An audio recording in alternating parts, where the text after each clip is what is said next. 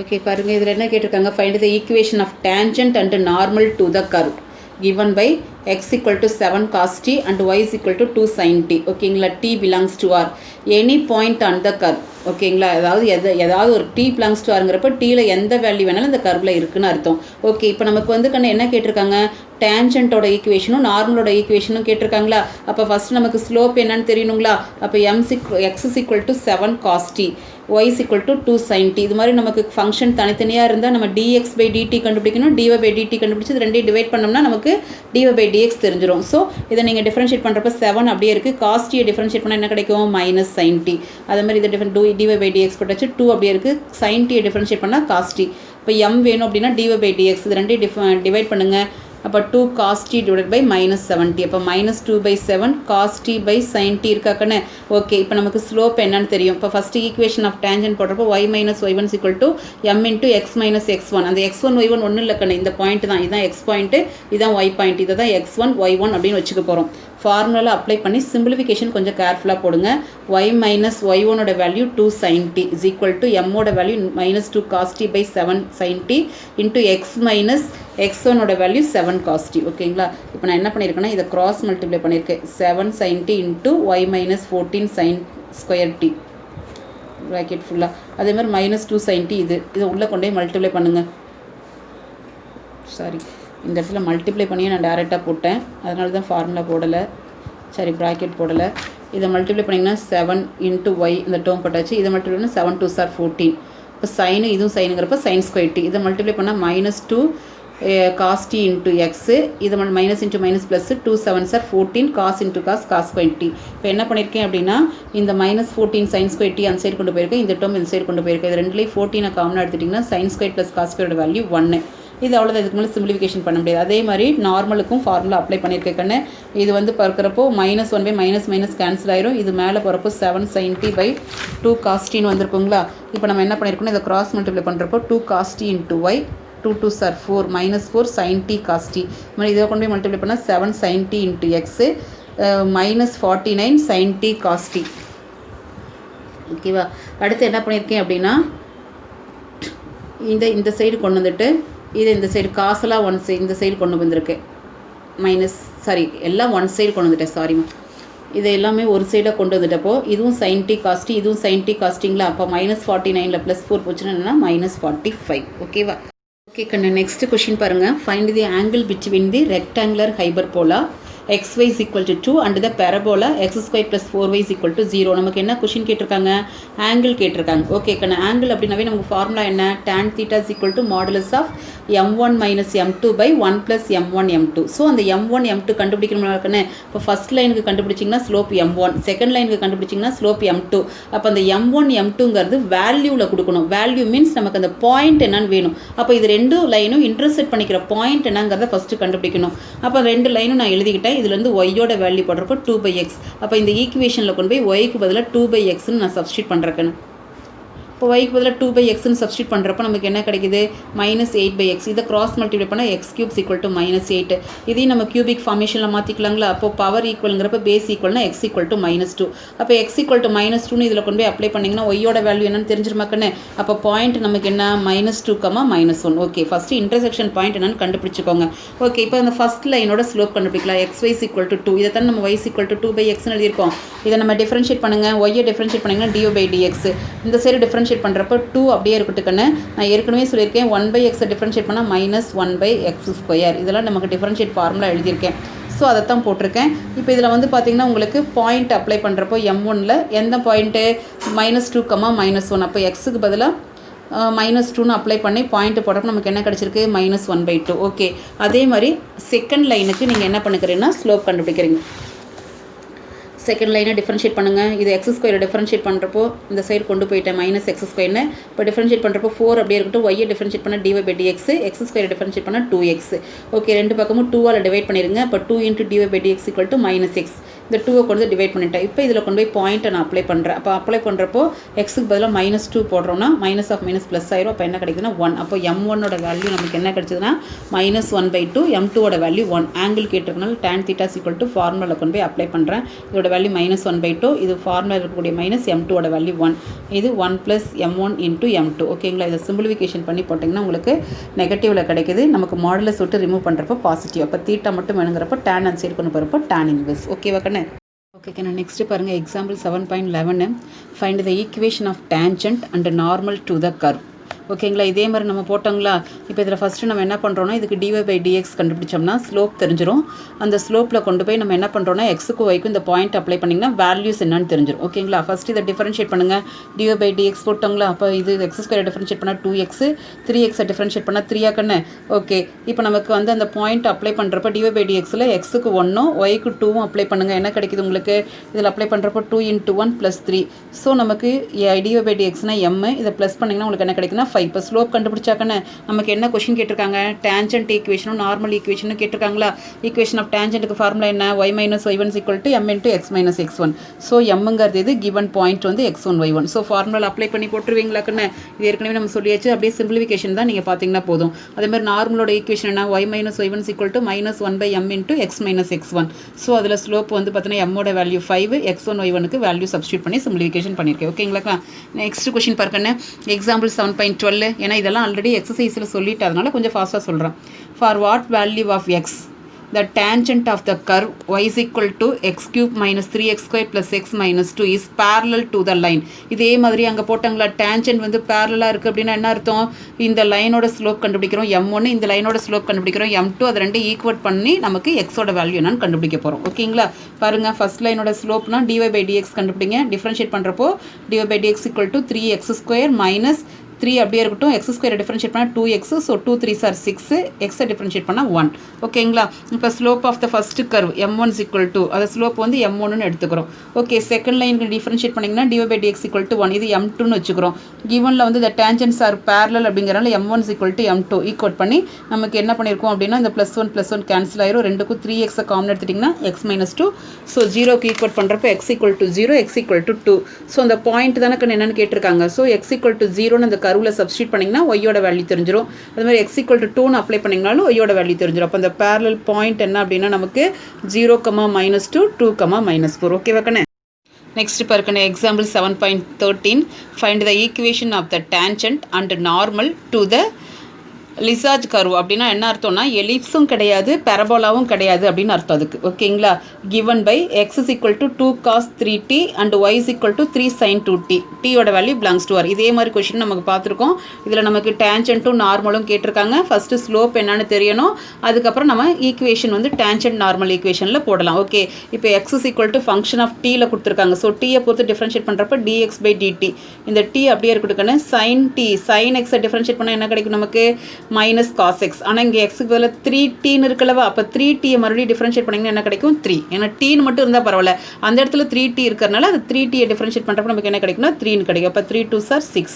இந்த மைனஸ் தான் முன்னாடி போட்டு அதே மாதிரி இதை டிஃபரன்ஷியேட் பண்ணுறப்போ உங்களுக்கு 3 அப்படியே இருக்கட்டும்னு sin x டிஃபரன்ஷியேட் பண்ணால் உங்களுக்கு என்ன கிடைக்கும்? cos x. ஆனால் அந்த இடத்துல எக்ஸுக்கு பதில் 2tன்னு இருக்குது. 2t டிஃபரன்ஷியேட் பண்ணிங்கன்னா மறுபடியும் என்ன கிடைக்கும்? 2. So 2 3s are 6 × cos t. ஓகேங்களா? இப்போ நமக்கு dy/dx வேணும் அப்படிங்கிறப்ப நம்ம என்ன பண்ணிக்கலாம்? அது ரெண்டு டிவைட் பண்ணிக்கலாங்களா? இப்போ dy/dt/dx/dt. ஸோ அதோட வேல்யூஸ் நான் அப்ளை பண்ணியிருக்கேன். 6 கேன்சல் ஆயிரும். So -cos 2t sin 2t. அப்போ எம்மோட வேல்யூ தெரியுதா கண்ணே? நம்ம பாயிண்ட் என்ன எடுத்துக்க போகிறோம்? இதுதான் என் பாயிண்ட். எக்ஸுங்கிற பாயிண்ட் தான் x1 எடுத்துக்குவோம். ஒய்ங்கிற பாயிண்ட் தான் y1 எடுத்துகிட்டு நமக்கு பாருங்கள் ஃபார்முலா ஈக்குவேஷன் ஆஃப் டேஞ்சன்ட்டுக்கு என்ன formula? y - y1 = m × x - x1. So அதில் வேல்யூஸை நான் சப்ஸ்டியூட் பண்ணியிருக்கேன். இந்த sin 3t எடுத்துகிட்டு கிராஸ் மல்டிப்ளை பண்ணியிருக்கேன். ஒய்யோட மல்டிப்ளை பண்ணியிருக்கேன். இதோட மல்டிப்ளை பண்ணுறப்போ -3 sin 2t sin 3t. அதே மாதிரி இந்த -cos 2t எடுத்துகிட்டு இதோட மல்டிப்ளை பண்ணியிருக்கேன். ஓகேங்களா? இப்போ எல்லாம் என்ன பண்ணியிருக்கேன் அப்படின்னா எக்ஸும் ஒய்யும் ஒன் சைடு வச்சுட்டு ரிமைனிங் அந்த சைடு கொண்டு போயிருக்கேன். அதே மாதிரி நமக்கு நார்மலோட ஈக்குவேஷன்லையும் x1 y1க்கு வேல்யூ சப்ஸ்டியூட் பண்ணுங்கள். எம்மோட வேல்யூ போடுறப்போ 1/mங்கிறப்போ இந்த மைனஸ் கேன்சல் ஆகி இந்த நியூமரேட்டருக்கு போயிடும். இப்போ இதை கிராஸ் மல்டிப்ளை பண்ணிக்கோங்க. இதை பண்ணிக்கோங்க. எக்ஸ் ஒய்யும் ஒரு சைடு வச்சுட்டு ரிமைனிங்லாம் அந்த சைடு கொண்டு போயிட்டு சிம்பிளிஃபிகேஷன் பண்ணியிருக்கேன். ஓகேங்களா? இந்த இடத்துல சிம்பிளிஃபிகேஷன் பண்ணுறப்போ நான் ஃபார்முலா யூஸ் பண்ணியிருக்கேன். cos 2t sin 2t. அதாவது 2 cos a sin a எப்படி எழுதிக்கலாம்? 2 sin a cos a is equal to நமக்கு என்ன formula?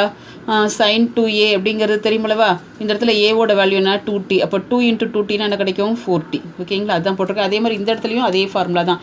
2 sin a cos a எப்படி எழுதிக்கலாம் sin 2a. அப்போ அந்த இடத்துல ஏங்கிறது என்ன 3t, அப்போ 2 × 3t என்ன கிடைக்கும்னா 16 கிடைக்கும். ஓகேங்களா, பாருங்க நெக்ஸ்ட் எக்ஸாம்பிள் 14 என்ன இருக்குது, find the acute angle between y = x² and y = x - 3 the square. Acute ஆங்கிள்னாவே நம்ம என்ன பண்ணணும், formula tan θ m1 - m2 / 1 + m1 m2ங்களா. ஸோ நீங்கள் ஃபஸ்ட்டு என்ன கண்டுபிடிக்கிறீங்க, ஃபஸ்ட்டு கர்வ் எடுத்துக்கிறோம், செகண்ட் கர்வ் எடுத்துக்கிறோம். இப்போ நம்ம அந்த கொஷின் எக்ஸசைஸ்லேயே நான் சொல்லியிருக்கேன், ரெண்டுக்கும் ஃபஸ்ட்டு இன்டர்செக்டிங் பாயிண்ட் தெரியணும். ஓகேங்களா, அப்போ இது ரெண்டுக்கும் இன்டர்செக்டிங் பாயிண்ட்டுங்கிறப்போ y = x², இதில் yக்கு பதிலாக x² போடுங்க. ரெண்டு இந்த இடத்துல பார்த்தீங்கன்னா a - b² போட்டிருக்கேன். இந்த x² கேன்சல் ஆயிரும். இப்போ -6x + 9 = 0. அதுலேருந்து எக்ஸோட வேல்யூ கண்டுபிடிச்சோம்னா 3/2.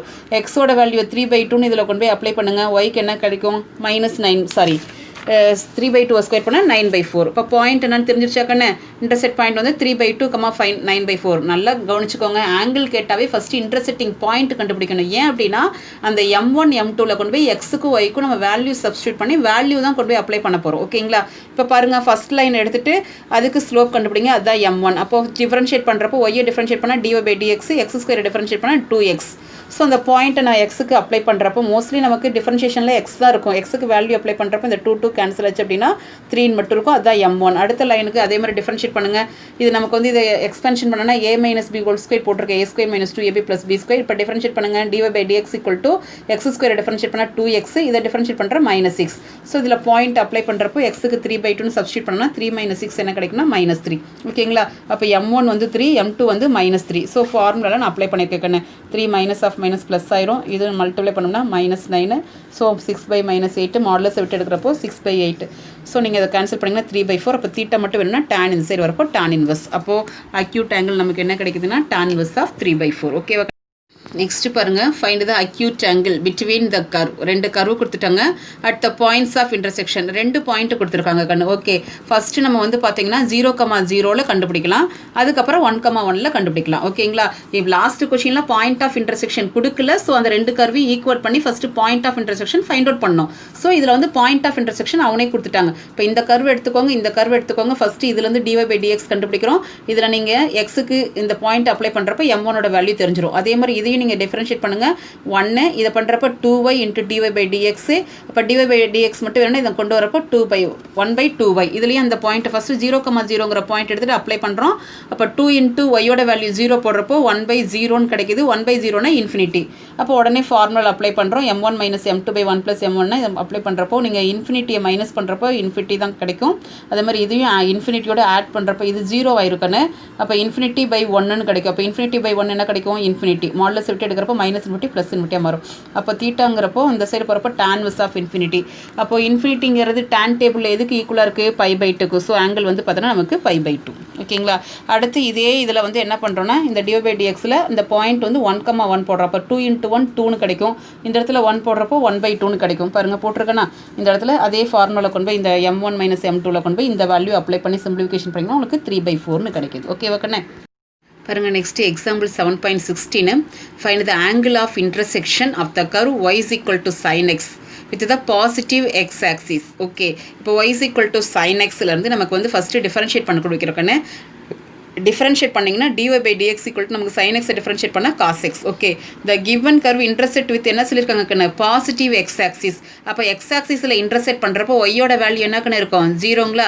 அப்போ ஒய்யோட வேல்யூ 0 அப்படிங்கிறப்போ sin x = இந்த இடத்துல தான் போடுறோம். sin x = 0ங்களா. அப்போ sin x = 0னா 0ங்கிறது சைன் டேபிள் எதுக்குன்னு ஈக்குவலாக இருக்கும் sin 0க்கு. அப்போ sin θ = sin α. நமக்கு θ = ஃபார்முலா என்ன nπ ± ஆல்ஃபாவாக்கண்ணே.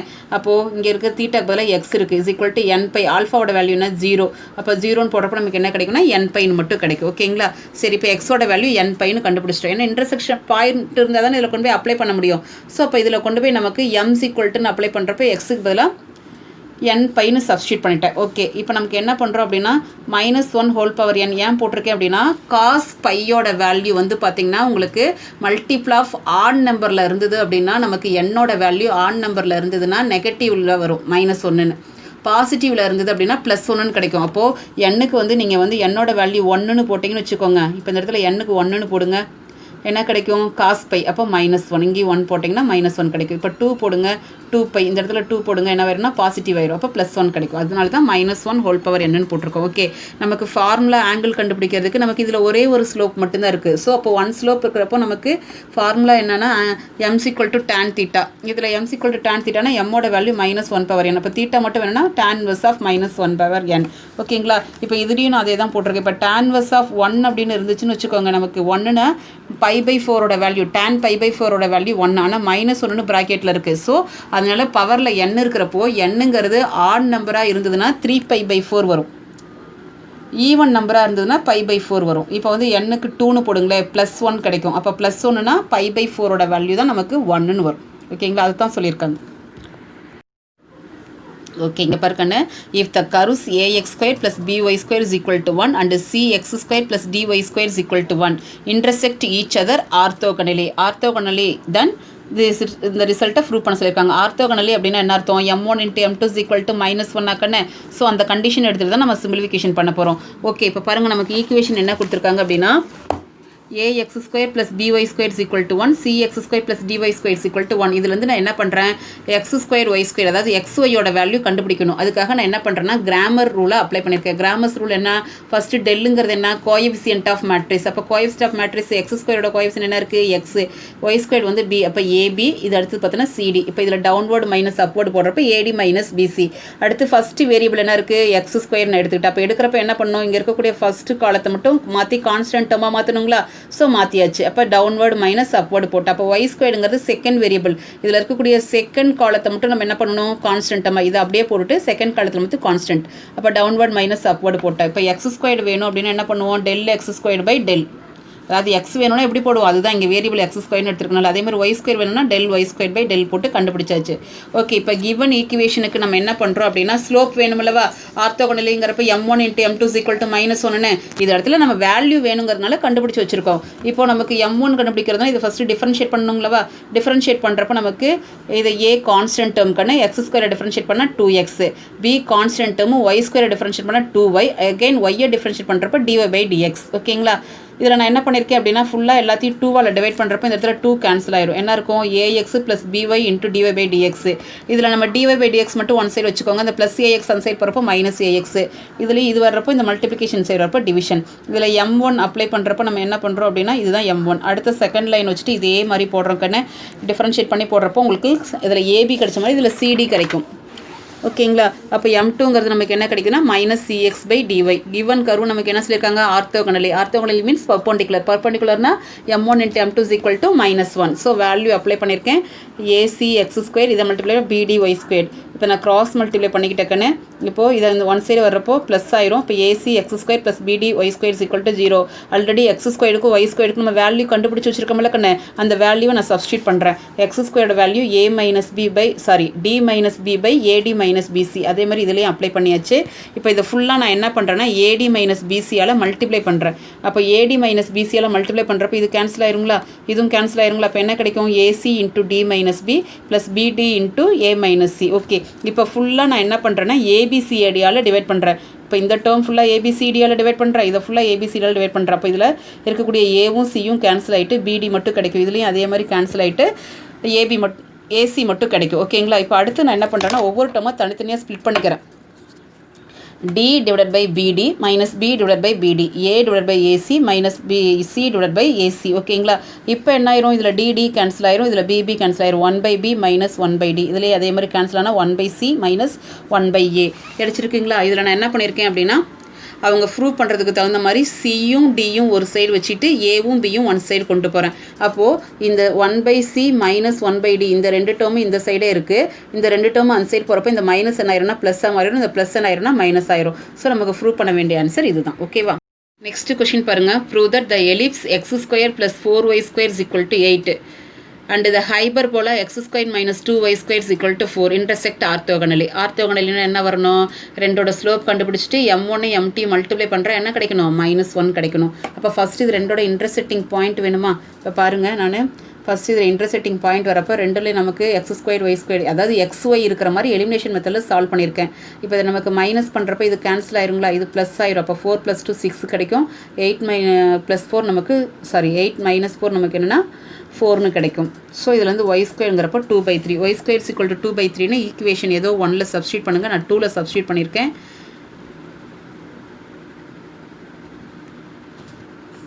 நான் கொண்டு போய் சப்ஸ்டியூட் பண்ணல, என்ன பண்ணியிருக்கேன் அப்படின்னா ஈக்குவேஷன் 2வை ஃபுல்லாக 3ஆல் மல்டிப்ளை பண்ணியிருக்கேன். அப்போ ஏன்னா இந்த 6y² பதிலாக 4ன்னு போட்டுக்கலாம் அப்படிங்கிறதுக்காக போட்டிருக்கேன். போட்டிங்கன்னா நமக்கு x² வேல்யூ டைரெக்டாக கண்டுபிடிச்சிடலாம் அப்படிங்கிறதுக்காக போட்டிருக்கேன் கண்ணு. ஓகே, x² கண்டுபிடிச்சாச்சு. ஓகே, இப்போ நமக்கு x² y² வேல்யூ கண்டுபிடிச்சிட்டோம். இப்போ நமக்கு இதில் என்ன பண்ணுறோம் அப்படின்னா கிவன் லைனுக்கு நமக்கு dy/dx கண்டுபிடிக்கணும்லவா. அப்போ 2x + 8y இதை டிஃபரன்ஷியேட் பண்ணுறப்போ 2x, y² டிஃபரன்ஷியேட் பண்ணால் 2y, ஆல்ரெடி 4க்கு 8y, அகைன் y டிஃபரன்ஷியேட் பண்ணால் dy/dx, கான்ஸ்டன்ட் நம்ம டிஃபரன்ஷியேட் பண்ணால் 0. ஸோ இது மட்டும் எங்கள் சைடு வரப்போ +x, அந்த சைடு வரப்போ என்ன ஆயிரும் மைனஸ் ஆயிரும். 2ஆல் டிவைட் பண்ணியிருக்கேன்னு. அடுத்து dy/dx மட்டும் வேணும்னா 4yஆல் டிவைட் பண்ணியாச்சு. இப்போ m1. அடுத்தது இதே மாதிரி நீங்கள் டிஃபரன்ஷியேட் பண்ணி m2 கண்டுபிடிச்சிடலாம். ஓகே, இப்போ m2 கண்டுபிடிச்சதுக்கப்புறம் நமக்கு என்னென்னு ப்ரூவ் பண்ணணும், ஆர்த்தோகனல்னு ப்ரூவ் பண்ணணும். இப்போ m1 × m2 போடுறேன். m1ஓட வேல்யூ m2 வேல்யூ, இது ரெண்டையும் மல்டிப்ளை பண்ணால் x², இது ரெண்டையும் மல்டிப்ளை பண்ணால் 8y². x² y² value substitute பண்ணுங்கள். x² வந்து 16/3, y² வந்து 2/3. ஸோ இதை மல்டிப்ளை பண்ணால் 8 2 16. அப்போ இது கேன்சல் ஆச்சுன்னா நமக்கு -1. ஸோ இந்த ரெண்டு லைனும் ஆர்த்தோகனல்னு சொல்கிறோம். ஓகேவா?